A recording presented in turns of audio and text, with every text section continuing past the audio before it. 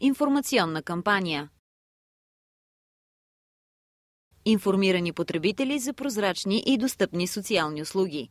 Проектът се реализира от Асоциация Човешки права стъпка по стъпка с финансовата подкрепа на Община Варна.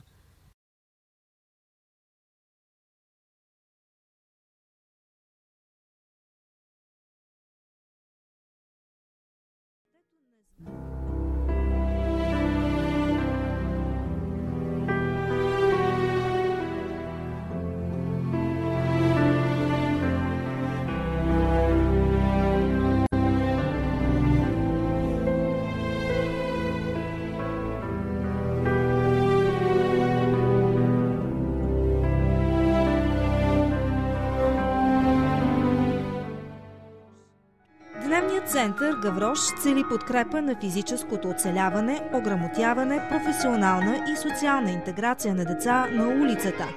Центърът обслужва деца от 5 до 18 години. Започнахме, може би, с едно 15 деца, но когато влезахме в дома, сме имали много периоди, в които сме имали по 40-50 деца. Имали сме период, когато сме събирали тези улични деца и се спели по 2 на легло. Толкова нуждата беше остра.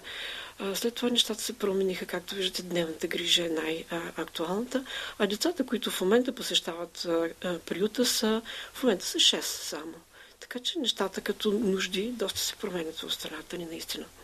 Децата са от възраст, когато могат сами да се обслужват. По-ниската възраст ние не сме обучени да правим това, нямаме нужния персонал. Така че те идват от 5 години нагоре. Доскоро работихме до 18 години. Сега с защитените жилища вече ще работим с по-големи младежи до 23.